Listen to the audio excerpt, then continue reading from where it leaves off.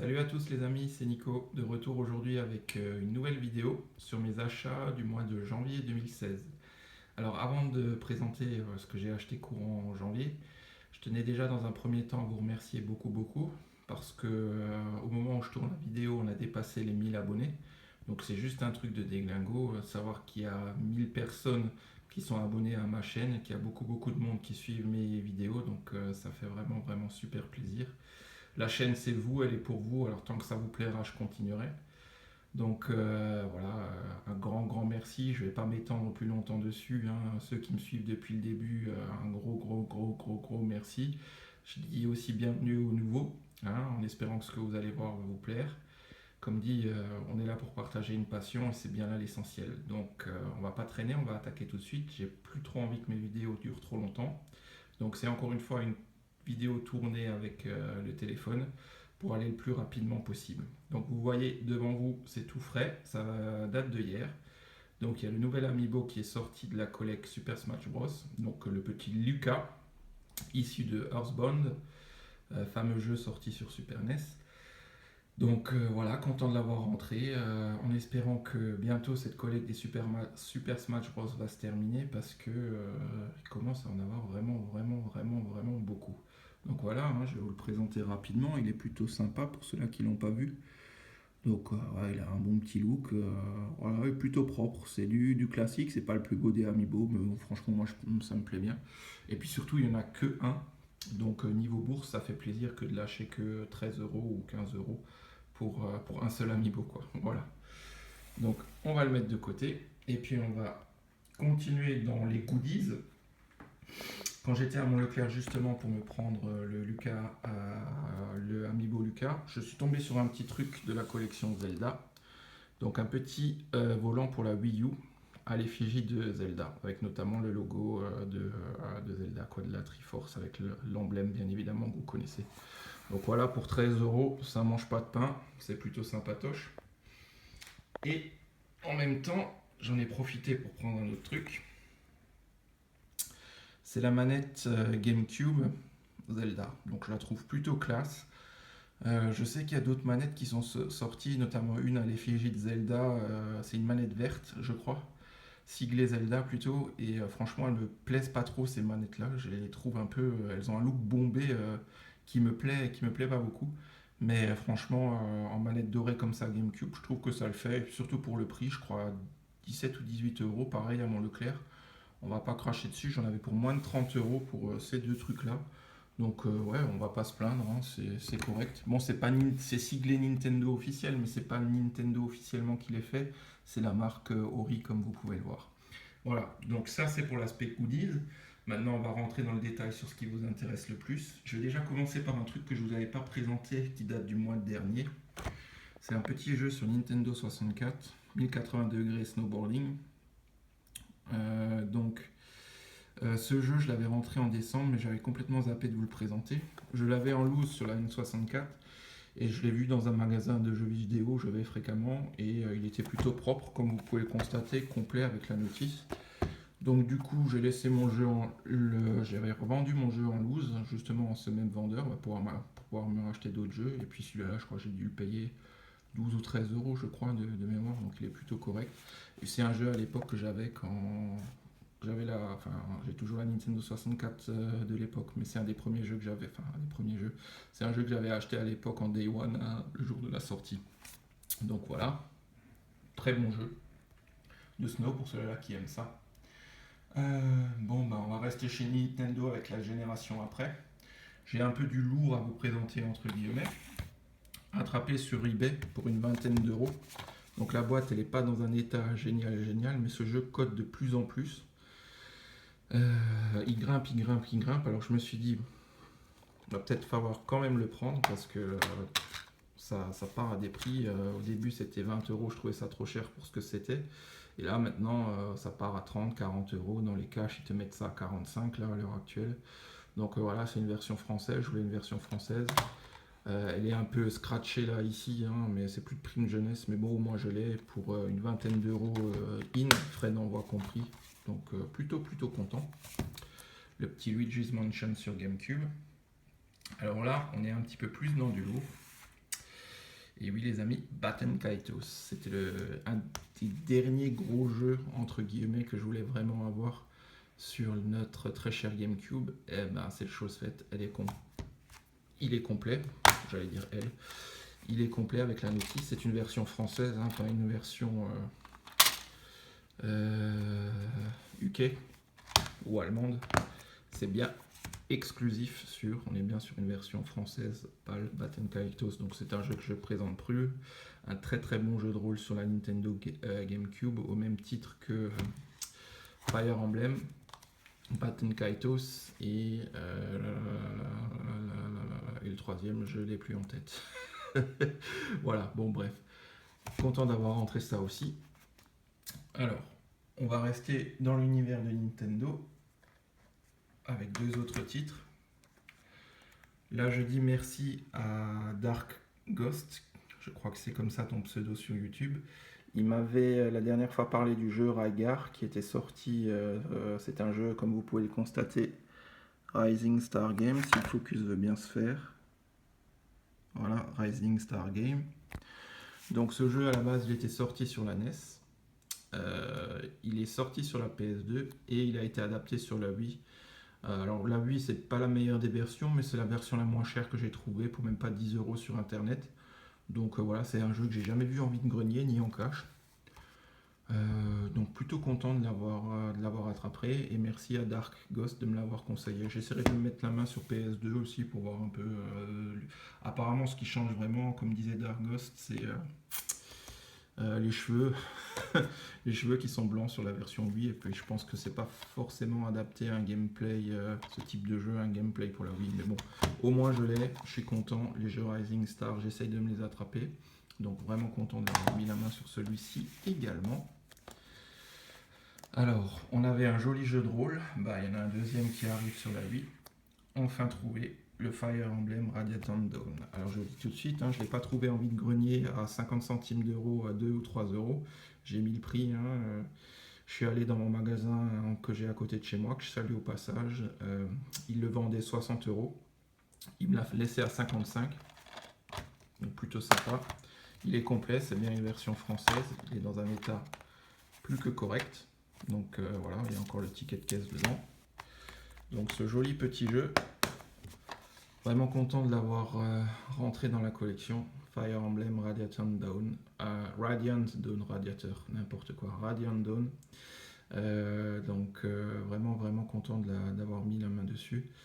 Et comme dit, ça ne dépasse pas en termes de prix ma politique. Vous savez que je ne veux pas mettre plus que ce que ça coûtait à l'époque. Donc ça, c'était un jeu qui était justement certainement vendu quand il est sorti entre 55 et 60 € sur la Wii, je pense. Donc j'ai pas mis plus que ça. Alors certes, il n'est pas neuf. Mais au vu de la cote que prend ce jeu à l'heure actuelle, bah, content de l'avoir attrapé. Ça me complète aussi la collection sur la Wii des jeux de rôle que je recherchais avec forcément le Xenoblade. Vous avez aussi encore dessus The Last Story et puis le Pandora Tower. Donc avec le Fire Emblem, c'est plutôt pas mal. Je cherche aussi activement A Shadow's Tale, qui est un jeu ultra rare et ultra coté aussi, qui est plutôt pas mal. Donc celui-là, je le cherche encore. On va essayer de mettre la main dessus. Alors on part de chez l'univers de Nintendo pour aller chez notre ami la Xbox première du nom. J'ai trouvé entre guillemets deux exclusivités de la console Xbox, je dis bien entre guillemets. Donc vous avez dans un premier temps Quantum Redshift, qui est un espèce de clone de F-Zero très clairement, hein, dans le milieu aquatique. Voilà, c'est une exclusivité Xbox, donc comme toute exclusivité Xbox, elle mérite qu'on la prenne, surtout à pas cher, à 2-3 € le jeu, bah on prend. Ici vous avez un petit Elder Scrolls Morrowind, donc le fameux Elder Scrolls, le troisième du nom, qui est sorti sur Xbox et sur PC. Il existe en version GOTY aussi, je crois, où la jaquette est noire. Donc c'était un jeu que j'avais déjà vu, mais que je n'avais pas pris à l'époque. Je suis vraiment content d'avoir mis la main dessus. C'est un jeu qu'on ne présente plus, hein. Bethesda, Morrowind, Elder Scrolls, une série dont on n'a pas trop besoin de parler. Un très bon jeu et content d'avoir mis la main sur ce dernier. Pour une dizaine d'euros, je crois. Donc ensuite, on reste chez notre ami Microsoft. Blue Dragon et Death Smiles. Alors Blue Dragon, je ne présente plus, c'est un des premiers jeux qui est sorti sur notre Xbox 360. D'ailleurs, on le voit encore, les premiers jeux sortis, vous aviez le logo 60 Hz, donc il fallait avoir une télé 60 Hz pour faire tourner correctement le jeu. Les premiers jeux siglés sur la 360, voilà, donc on ne présente plus un caractère design Akira Toriyama, donc on reconnaît parfaitement la patte graphique de l'auteur, le mangaka. Donc voilà, content. Étrangement, c'était un jeu que j'avais souvent vu, que je n'avais jamais eu l'occasion de prendre, et je me suis réveillé et je l'ai acheté. Voilà, pour une dizaine d'euros, il est complet avec. Il faut faire juste gaffe, il y a au total. Si jamais vous êtes intéressé, il y a 3 disques, donc il faut faire attention de bien les avoir. Hein. Voilà. Donc là, pareil, on est sur du jeu de rôle, mais jeu de rôle ultra facile. Donc pour les débutants en jeu de rôle, c'est plutôt intéressant. C'est un bon pied à l'étrier, comme on dit. Ensuite, Death Smile, Deluxe Edition. Donc ça, j'ai trouvé aux US. Encore une fois, on cherche les jeux Rising Star. C'est du shmup. Et c'est une très belle édition. Ça a la particularité, alors vous pouvez la choper au Royaume-Uni aussi, elle est pas chère, hein, je l'ai eu pour 15 €, frais d'envoi compris sur eBay UK. Il est bien sûr multilingue, mais il y a le français et l'anglais dessus, comme vous pouvez le voir, donc il n'y a aucun problème. Et l'avantage de ce petit jeu, c'est qu'on a quelques goodies sympathiques. Hein. On a le jeu, bien évidemment, on a l'OST et un DVD bonus. Voilà. Donc plutôt sympa pour une quinzaine d'euros. Mettre la main sur ce titre. Content. Dans la série des shmups. Pour ceux-là qui aiment, n'hésitez pas. Alors ensuite, j'ai encore des restes de soldes achetés sur Amazon. Je vais vous montrer ça. Un petit BlazBlue, jeu de baston que je ne présente plus, vous la connaissez tous. Il s'agit du Chrono Phantasma Extend. Donc c'est un jeu qui est sorti il n'y a pas longtemps. Il était soldé à 20 € sur Amazon. Donc j'ai dit bon, on va le prendre. Voilà. Ensuite, oula, il a failli se barrer. Le Disgaea 5, toujours sur PS4. Donc dedans vous retrouvez, vous voyez, il y a un contenu bonus, c'est une boîte fourreau cartonnée. Il y a un artbook, il y a une bande sonore et une fameuse couverture réversible, hein, comme c'est beaucoup le cas dans les jeux de rôle. Donc c'est un jeu Nice America et la série des Disgaea on ne présente pas non plus. Celui-ci était également sorti, était également soldé sur Amazon, donc je crois qu'il était à 32 €. Donc je l'ai pris, sachant que à mon Leclerc ils le vendent encore une soixantaine d'euros ce jeu. Je me suis dit autant le prendre, c'est justement pas des titres qu'on verra beaucoup en occasion. Donc là, il est soldé, donc plutôt content. Ensuite, comme beaucoup ont dû craquer aussi, je ne l'avais pas acheté quand il est sorti en version remastered. Je vais mettre 60 €, je crois qu'il demandait, ou 40 € dans le jeu. Mais là, Amazon, 13 €. Donc on prend, on est content. Le God of War Remastered Edition. J'essaye d'aller un peu vite, je veux pas que la vidéo dure trop longtemps. Ensuite, le Life in Strange, édition limitée.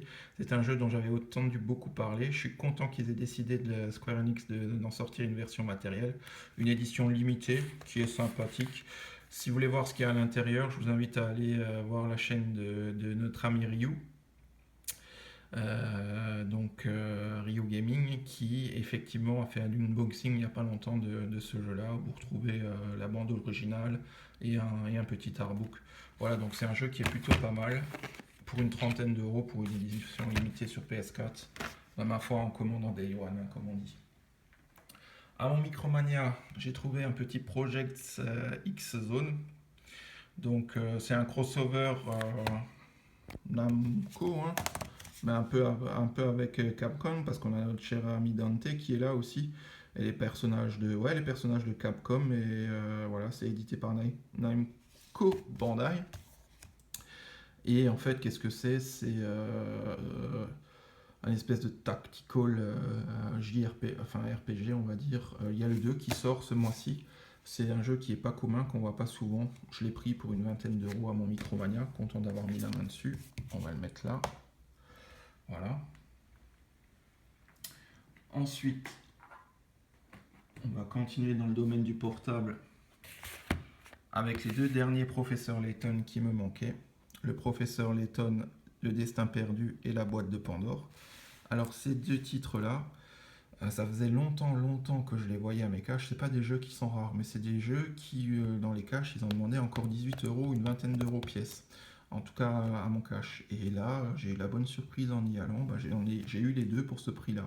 10 euros chacun. Donc je pense qu'ils ont un peu dû décoter. Moi, c'était les deux derniers qui me manquaient. J'avais les deux autres sur DS. Et j'ai aussi ceux-là sur 3DS, même le crossover avec Phoenix Wright.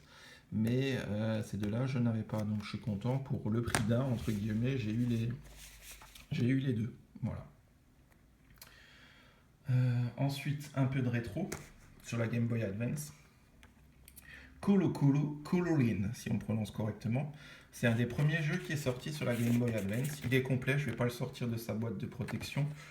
Vous ne me croyez pas, mais c'est un jeu qui est complet avec la cale, que j'ai payé une dizaine d'euros. C'est pas un jeu qui coûte très cher, mais c'est un des premiers jeux qui est sorti avec la GBA à l'époque. Par curiosité, je l'ai pris. Ça faisait partie d'un lot que j'ai acheté chez un vendeur de jeux vidéo. Ensuite, vous avez le F-Zero Maximum Velocity. Donc F-Zero, c'est une série qu'on ne présente plus. Pareil, c'était un jeu que je possédais en loose. Le vendeur en question l'a rentré en état complet, et aussi dans un bon état général. Donc là, pareil, celui-ci m'a coûté une vingtaine d'euros. Donc voilà, plutôt content. Et la petite pépite du lot, c'est le Golden Sun sur Game Boy Advance. Donc là aussi, content d'avoir mis la main dessus. Le jeu n'est pas dans sa boîte, je suis en train d'y jouer. Il n'y a pas la notice malheureusement, mais bon, de l'avoir avec au moins la boîte, c'est déjà pas mal. Donc celui-là, j'ai un peu plus mis le prix, hein, une trentaine d'euros. C'est les tarifs qui sont pratiqués à l'heure actuelle sur la baie, etc. Mais content de l'avoir chopé. Et enfin, tout frais, tout beau, encore une autre belle petite pépite. Là, je crois que c'est notre ami Lovecraft qui a fait un unboxing il n'y a pas longtemps. Je vais le mettre à l'endroit quand il est sorti il y a 2 jours. Donc j'ai aussi pris le Final Fantasy Explorers qui est sorti tout fraîchement sur la Nintendo 3DS en édition collector. Cette édition était uniquement disponible sur le store de Square Enix, Square Shop comme ils le disent si bien. Alors malheureusement, cette édition collector là n'est plus disponible. Il y aura peut-être un réassort si jamais il y a des gens qui sont intéressés. Malheureusement, il n'y a plus. Si vous voulez savoir le contenu de l'édition, donc vous retrouvez bien évidemment le jeu, vous retrouvez un artbook sous format rigide, pas cartonné, donc c'est un peu triste. Une coque de protection, enfin pas une coque, un étui de rangement pour la 3DS et une bande originale dans une version CD physique boîte. Voilà, donc là-dessus vous voyez le magnifique artwork de celui qui les réalise, Amano, hein, si je dis pas de bêtises, je crois, sinon corrigez-moi dans les commentaires. Il me semble que c'est lui qui réalise tout ce qui est les dessins, les dessins sur la série DFF. Donc voilà, content d'avoir mis la main dessus, payé 70 euros. J'aurais préféré un artbook, comme disait Lovecraft, un artbook cartonné. Malheureusement, c'est un artbook souple. Maintenant, c'est comme ça. Mais bon, c'est une très belle édition, c'est un très bon jeu. Donc content d'avoir mis la main dessus. Voilà les amis, on en a terminé avec cette vidéo. Voici mes achats sur le mois de janvier 2016. J'espère que cela vous aura plu. Je vous souhaite de bien geeker, de jouer bien. Et je vous dis à très vite. Encore merci pour la barre des 1000 abonnés. Merci de votre fidélité. Je vous souhaite, comme d'habitude, un bon week-end, une bonne semaine, une bonne soirée, une bonne journée, en fonction de comment vous regardez cette vidéo. A très vite les amis, ciao ciao.